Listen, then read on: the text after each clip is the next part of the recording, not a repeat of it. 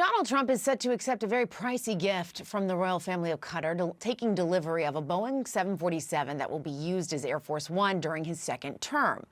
The very lavish gift is raising substantial ethical and legal questions, and we want to talk about it now with Richard Painter, former White House ethics lawyer under George W. Bush and professor of law at the University of Minnesota. Richard, thank you very much for being here with us and kind of walking us through some questions around all of this. This is said to be the most expensive gift ever bestowed on a U.S. leader. It has a value of more than $400 million. The Attorney General and White House counsel's office have said they believe it's okay legally. Where do you come down on this? How would you assess this? This is legal, in my view, only with consent of Congress. That's what the Emoluments Clause of the United States Constitution says, that a person holding a position of trust with the United States government cannot accept a gift from a foreign government without the consent of Congress. Benjamin Franklin was ambassador to France. Had to go to Congress to get consent to accept a snuff box that had diamonds on it from the government of France.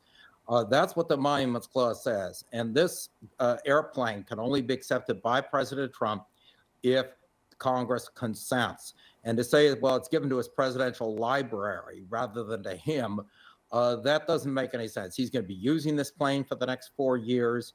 And he then, if he says it goes to his presidential library, that is a gift that requires the consent of Congress under the Emoluments Clause of the Constitution.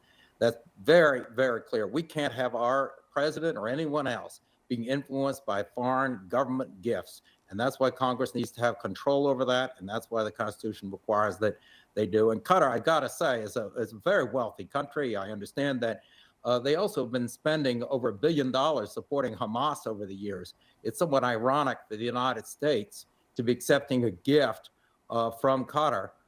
This is money that really should be used rebuilding Gaza and getting Hamas the heck out of there. Qatar, why is the United States of America accepting a gift of this magnitude from a foreign government that supported terrorist organizations? It is a worthy question. And can you find a good answer to the question you just posed? I can't find a good answer at all unless this airplane is part of some big deal, the art of the deal, where Donald Trump is going to magically bring peace to the Middle East.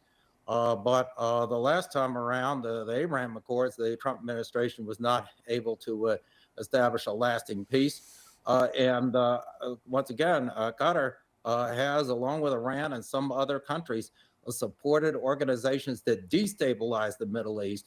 We need money to be spent on humanitarian causes, trying to rebuild after the destruction of the war in Gaza. So let's unpack a little bit of what you were saying there. You're saying that it must be approved by Congress. That is, at this moment in time, seems unlikely for that to happen. If that does not happen, what does that mean?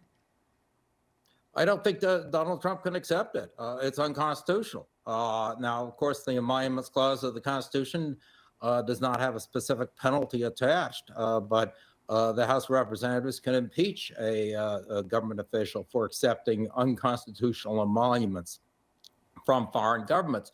During Donald Trump's first term, this was limited to hotel rooms and patronizing his golf courses and all the shenanigans going on with foreign governments. That led to investigations by the House of Representatives and also to some litigation against Donald Trump. That issue was never resolved, but now we have emoluments on a much grander scale, foreign emoluments. Not only this airplane from Qatar, but we also have the Trump family is in cryptocurrency. And we have no idea who's investing in these various cryptocurrency ventures. And some of that may be foreign government money. And that would be unconstitutional under the Emoluments Clause. But yes, we are left with that question of who is going to enforce it. If Congress doesn't want to consent to this plane, what are they going to do? Just sit there and do nothing and say, well, we're also not going to enforce the United States Constitution? If that's the case, then maybe we have to vote them out. All right, so much more to come on this, but thank you very much for kind of fleshing that out and giving us some context. Richard Painter, we really appreciate your time. It's being called a flying palace. The Qatari royal family is giving President Trump a new plane, one that could become the new Air Force One. The luxury Boeing 747-8 jumbo jet is valued as high as $400 million. That's according to an ABC News report. But one question remains. Can the president actually accept and fly in this new plane from a foreign government? Group chat is back. I don't even know where to begin with the appearance of impropriety or the security concerns of getting a plane. Who wants to start? I can say, they're doing this legal rationale, which is that they're not giving it to Trump, they're giving it to the Air Force, who then is giving it to Air Force One, and then they will give it to the presidential library afterward. So they clearly are trying to get around at least the spirit of the emoluments clause. I'll also say Donald Trump has not liked Air Force One going back to his first term. Yes. He has been trying to get it replaced, and there have been so many delays with the Boeing's new project that he basically is fed up. He's like, he wants a new plane. And Boeing is struggling a bit as a company. He's trolling like a few different players at the same time. One is Congress, because this is supposed to be a job for Congress to decide whether a gift can go to the president in a way like this. And the other is Boeing, because there is going to be a new Air Force One. At the earliest, it'll roll out roughly within the very last year of President Trump's presidency. And it may be later than that, so he might not get to fly on it. So you don't think this is him being like, Boeing, why don't you hurry up? No, I think he wants the new plane. No, he definitely, but also, look, there is, a foreign government could not give a president $400 million in cash, or at least I don't think they can. Give it a minute. And so there are obvious ethical discussions and questions and considerations and reasons that the Constitution was written in a way to try to prevent foreign influence on U.S. leaders. So all of that stuff becomes part of this conversation for very obvious reasons. And Trump was kind of boasting about it on Truth Social, basically saying that they're getting it free of charge. And then interestingly, he says it's the crooked Democrats that they insist we pay top dollar for the plane. Anybody can do that. The Dems are world-class losers.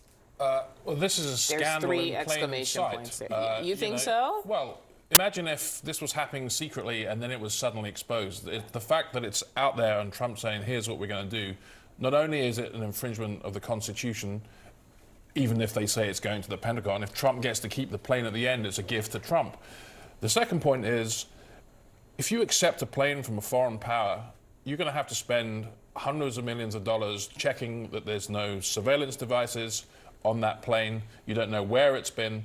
And so under this scheme, the president is going to presumably spend hundreds of millions of dollars doing up this plane while billions of dollars are already being spent on the 2 Air Force Ones that are coming down the line at a time when they're gutting government and normal Americans are facing a lot of trouble paying for their grocery bills politically. And are nervous about getting on planes themselves. You know, it doesn't look like it's going to fly. Pardon the pun. It's too early. Stephen Collins, you are not pardoned. That plane, Okay. Oh my God.